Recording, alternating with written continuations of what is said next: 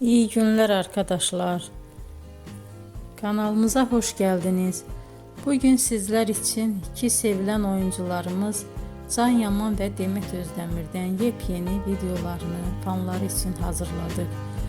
Onlar Erkenci Kuş dizisinde rol almış ve sevgili olmuştular ve bir süre sonra yollarını ayırdılar.